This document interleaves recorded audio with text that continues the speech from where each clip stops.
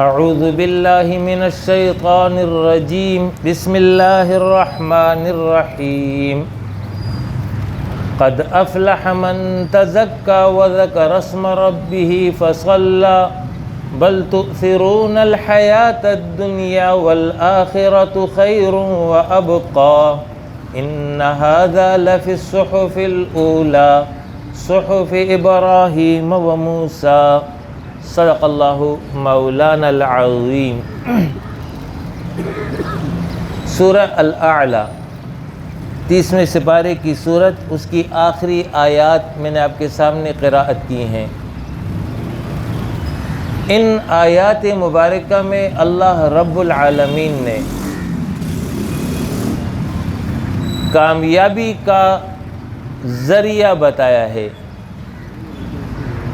اور اس کی راہ میں جو سب سے بڑی رکاوٹ ہے اس کو ذکر کیا ہے۔ مضمون کی اہمیت کو اس طرح بیان کیا کہ یہ تعلیم صرف قرآن ہی کی نہیں ہے، بلکہ اس سے پہلے جو انبیاء پر کتابیں نازل ہو چکی ہیں ان میں بھی یہ تعلیم موجود تھی۔ یہ ان آیات کا خلاصہ اور اس کا مضمون ہے۔ پہلی بات اللہ نے یہ فرمائی کہ قد افلح من تزکا۔ الفلاح اس کا لغوی معنی ہے مقصد کو پا لینا، منزل کو پہنچ جانا۔ اہل عرب یہ جملہ استعمال کرتے ہیں افلح الرجل،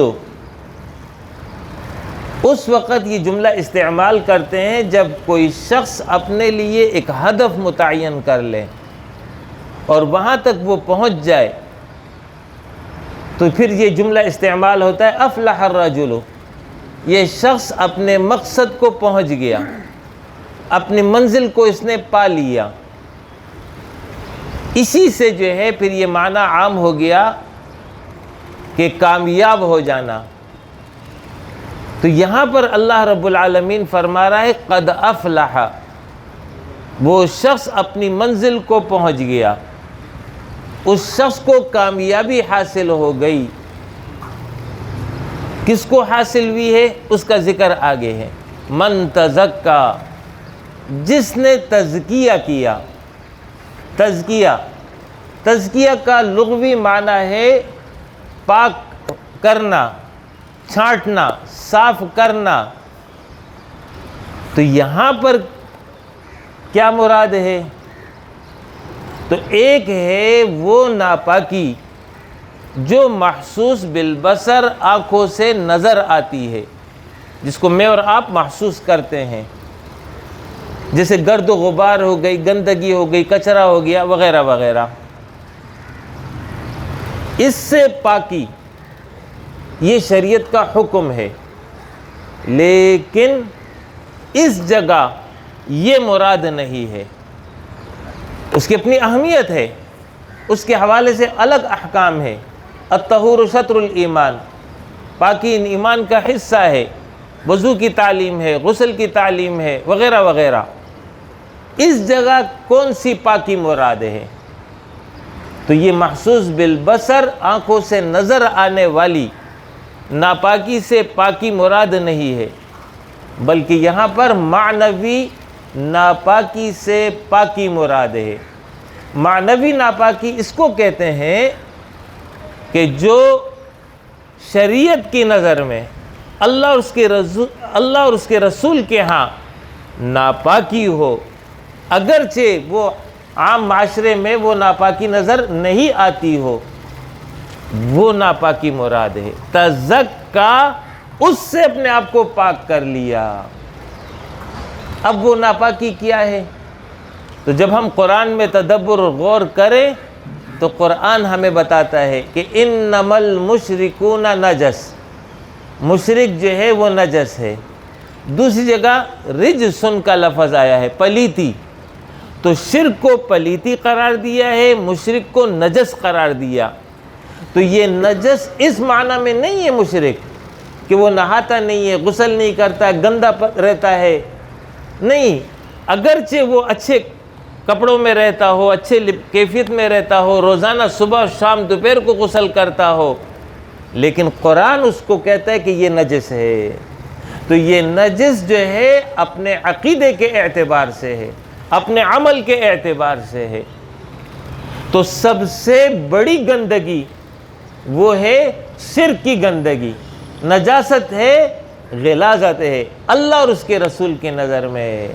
تو قد افلح، یقیناً وہ شخص کامیاب ہو گیا، وہ اپنی منزل کو پہنچ گیا، من تزکا، جس نے اپنے آپ کو شرک سے پاک کر لیا، یہ مراد ہے۔ اب مومن کی بات ہو رہی ہے، تو مومن کی منزل اچھی طرح سمجھیے گا کہ مومن کی منزل جنت ہے، مومن کی منزل اللہ کی رضا ہے، ان دو کے علاوہ مومن کی تیسری کوئی منزل نہیں ہے۔ تو اللہ فرما رہا ہے وہ شخص اپنی منزل کو پہنچ گیا، تو منزل سے مراد جنت ہے، منزل سے مراد رب کی رضا ہے۔ تو فرمایا وہ اپنی رضا، رب کی رضا کو پہنچ گیا، وہ جنت کو پہنچ گیا۔ کون؟ من تزکا، جس نے اپنے آپ کو شرک سے پاک کر لیا، وہ جو ہے اپنی منزل کو پہنچ گیا۔ دوسری نجاست، دوسری غلاظت سب سے بڑی شریعت کی روشنی میں وہ ہے تکبر۔ انسان تکبر اور غرور کے اندر مبتلا ہو جائے، یہی وہ بیماری تھی کہ جس نے جو ہے ابلیس کو اللہ کے دربار سے دور کر دیا۔ ابا واستکبر وکان من الکافرین، شیطان نے انکار کیا، ابلیس نے انکار کیا سجدے سے۔ اس وجہ سے انکار نہیں کیا اس کو سمجھ میں نہیں آیا، نہیں، وہ سمجھ گیا کہ تیرا یہ حکم ہے، میں سمجھتا ہوں کہ تیرا حکم ہے، لیکن میں اس کو سجدہ نہیں کروں گا، میں آگ سے پیدا ہوا، یہ مٹی سے پیدا ہوا، میں اس کو کیوں سجدہ کروں؟ اپنے آپ کو اس نے بڑا سمجھ لیا، واستکبر وکان من الکافرین، اور ہو گیا وہ انکار کرنے والوں میں سے۔ تو یہ تکبر اتنی بڑی بیماری ہے، اتنی بڑی غلاظت ہے کہ جس کی وجہ سے انسان جو ہے اللہ کے دربار سے دور ہو جاتا ہے۔ تیسری بڑی غلاظت وہ ہے حسد، اپنے آپ کو جو ہے جلائے، جلن میں رکھے کہ کسی کے پاس کوئی نعمت دیکھی تو یہ جو ہے افسوس کرتا ہے، اس کو یہ کیوں ملی ہے، اس سے چھین لی جائے اور مجھے مل جائے، یہی حسد ہے۔ فرمائے رسول اللہ صلی اللہ علیہ وسلم نے، حسد نیکیوں کو اس طرح کھا جاتی ہے جس طرح کے سوکھی لکڑیوں کو آگ کھا جاتی ہے۔ تو تیسری گندگی جس سے بچنے کی تعلیم دی گئی ہے وہ ہے حسد۔ ایک ہے رشک، رشک اس کو کہتے ہیں کہ کسی کے پاس کوئی نعمت دیکھی تو اللہ سے یہ دعا کی کہ اے اللہ جس طرح تو نے یہ نعمت اس کو دی ہے مجھے بھی عطا کر دے، تو یہ جائز ہے، یہ منع نہیں ہے۔ رسول اللہ صلی اللہ علیہ وسلم نے ایک حدیث میں فرمایا دو چیزوں میں رشک کرنا چاہیے۔ پہلی چیز کیا ہے؟ وہ یہ کہ اللہ رب العالمین نے کسی کو قرآن کا علم دیا تو وہ سیکھنے اور سکھانے میں مشغول ہے، فرمایا کہ اس پر رشک کرو۔ دوسرا یہ کہ جس کو اللہ رب العالمین نے مال دیا اور وہ صبح اور شام اللہ کی راہ میں خرچ کرتا ہو، فرمایا یہ قابل رشک ہے۔ یہ وہ شے ہے کہ جس طرح انسان کو بننے کی کوشش کرنا چاہیے، اس لیے کہ اس کے نتیجے میں جنت بنتی ہے، رب کی رضا ملتی ہے۔ لیکن حسد یہ ناجائز ہے کہ کسی کے پاس کوئی چیز دیکھی تو کڑنے لگے کہ اس سے لے لی جائے اور مجھے مل جائے۔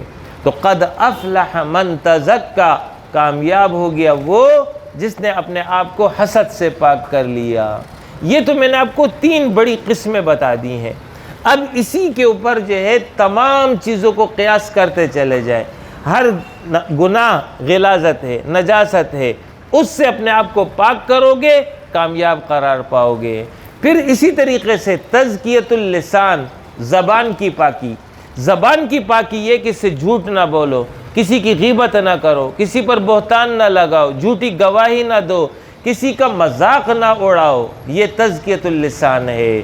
پھر اسی طریقے سے تزکیۃ الاذنین، دونوں کانوں کا تزکیہ، وہ یہ کہ اس سے گناہ کی بات نہ سنو، گانے نہ سنو، غلط چیزیں نہ سنو۔ تزکیۃ الید، ہاتھ کی پاکی، وہ یہ کہ ہاتھ سے غلط کام نہ لو، غلط گناہ کے کام اس سے نہ صادر ہو۔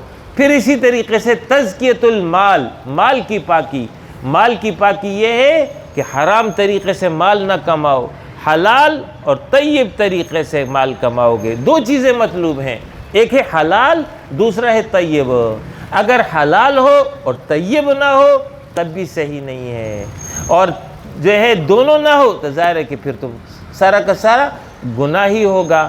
حلال اور طیب میں فرق یہ ہے، حلال اس کو کہتے ہیں کہ وہ اپنے ذات کے اعتبار سے پاک ہو، جیسے بکری کا گوشت ہے، گائے کا گوشت ہے، بریانی ہے، کوفتہ، یعنی کھانے پینے کی چیزیں ہیں، تو یہ حلال ہے۔ جبکہ طیب اس کو کہتے ہیں کہ اس کو حلال طریقے سے حاصل کیا ہو۔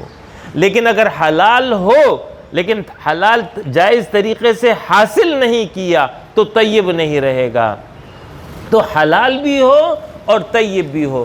لہذا جو لوگ کاروبار کرتے ہیں تو کاروبار حلال طریقے کے مطابق کریں تو حلال کاروبار ہے، لیکن اس میں طیب یہ ہوگا کہ دھوکہ نہ ہو، اس میں فراڈ نہ ہو، جھوٹی قسم نہ ہو، بلکہ جو وعدہ ہو اس کے مطابق وہی مال جو ہے آگے گاہک کو، کسٹمر کو دے رہا ہو، تو یہ ہوگا حلال طیب۔ اسی طریقے سے کوئی کسی کے ہاں ملازم ہے تو وہاں پر حلال اور طیب یہ ہے، مثال کے طور پر 8 گھنٹے کی ڈیوٹی ہے، تو 8 گھنٹے کی ڈیوٹی میں وہ کوئی اور کام نہ کرے، یعنی وہاں جا کے رجسٹر میں حاضری تو لگا دی تو وہ تو موجود ہے وہاں پر، لیکن وہ موبائل پہ مشغول ہے، وہ واٹس ایپ دیکھ رہا ہے، وہ فیس بک پہ چیٹنگ کر رہا ہے، یہ کچھ اور کام کر رہا ہے، تو بظاہر دفتر میں بیٹھا ہوا ہے تو وہ نوکری کے حساب سے تو حلال ہے لیکن طیب نہیں رہا، حلال بھی ہو اور طیب بھی ہو۔ تو اس طرح تزکیۃ المال، مال کی پاکی، کہ مال کو حلال طریقے سے کماؤ گے اور پھر اس کو حلال طریقے پر خرچ کرو گے، تو فرمایا قد افلح من تزکا، اس طرح جس نے عمل کر لیا وہ کامیاب ہو گیا، اس کو اللہ رب العالمین جنت عطا کر دے گا۔ وَذَكَرَ اسْمَ رَبِّهِ فَصَلَّى، اور پھر اس تزکیہ کے لیے سب سے بڑا معاون اس کو ذکر کیا، وَذَكَرَ اسْمَ رَبِّهِ فَصَلَّى، اللہ کا نام یاد کیا اور پس نماز پڑھی۔ تو ذکر الہی اور نماز کی پابندی، یہ دو ایسے اعمال ہیں جو انسان کو تزکیہ میں تعاون کرتے ہیں، جس کی وجہ سے تزکیہ کا عمل آسان ہو جاتا ہے، اور اس کے آگے رکاوٹ کیا ہے اس کو ذکر کیا۔ بل تؤثرون الحیات الدنیا، اے لوگو تم دنیا کی زندگی کو ترجیح دے رہے ہو، والآخرۃ خیر وابقی، حال یہ کہ آخرت بہتر بھی ہے اور باقی رہنے والے بھی ہے۔ لہذا جو شخص دنیا کو ترجیح دے گا وہ کبھی تزکیہ نہیں کر سکتا۔ لہذا دنیا میں رہو لیکن دنیا کے نہ رہو، دنیا میں رہو ایک اللہ کے ہو کر کے رہو۔ پھر آخر میں اللہ فرما رہا ہے یہ مضمون جو یہاں بیان ہوا یہ صرف قرآن ہی میں بیان نہیں ہوا ہے، بلکہ یہ بیان اس سے پہلے جو انبیاء گزرے ہیں ان انبیاء کو بھی اسی کی تعلیم دی گئی ہے۔ صحف ابراہیم و موسیٰ، ابراہیم علیہ السلام کا ذکر کیا، موسیٰ علیہ السلام کا ذکر کیا۔ ابراہیم علیہ السلام کا ذکر اس لیے کیا ہے قرآن میں کہ اس وقت مشرکین، یہود، نصارہ، مسلمان سب اسی کو اپنا پیروا سمجھتے تھے، اگرچہ یہود و نصارہ عمل نہیں کرتے تھے۔ تو قرآن میں اللہ فرما رہا ہے کہ جو تعلیم یہاں قرآن بیان کر رہا ہے یہ ابراہیم کو بھی دی گئی ہے۔ پھر موسیٰ علیہ السلام کا ذکر کیا جو قوم بنی اسرائیل کے امام تھے، پیغمبر تھے، ان کا ذکر کیا، فرمایا یہ تعلیم ان کو بھی دی گئی ہے۔ تو یہ مضمون کی اہمیت کے لیے بیان کیا۔ لہذا قد افلح من تزکا، رمضان شروع ہو گیا، آج پہلا روزہ تھا۔ یہ رمضان تزکیہ کا مہینہ ہے، تربیت کا مہینہ ہے۔ روزہ رکھنا ہے، مقصد تزکیہ ہے، نماز پڑھنی ہے، مقصد تزکیہ ہے، قرآن پڑھنا ہے مقصد تزکیہ ہے، تسبیحات ہے مقصد تزکیہ ہے۔ ان تمام اعمال کا مقصد یہ ہے کہ ہم جو ہے ہر قسم کی غلاظت سے، گناہ سے، نافرمانیوں سے پاک اور صاف ہو جائے، ہمارا دل پاک ہو جائے، ہمارا عمل پاک ہو جائے۔ جب یہ کیفیت ہوگی تو اللہ رب العالمین کے دربار سے سند قبولیت حاصل ہوگی۔ اس کے لیے یہ رمضان عطا ہوا، لہٰذا کوشش یہ کرے کہ زیادہ سے زیادہ اعمال خیر کرے، اور ان اعمال خیر کو اس طرح انجام دے کہ جس کے نتیجے میں وہ عمل عمدہ ہو، اچھا ہو، بھلا ہو، اور وہ جو ہے ہمارے ایمان کو ترقی دے دے، ہمارے اللہ رب العالمین کے ساتھ تعلق کو ترقی دے دے۔ وآخر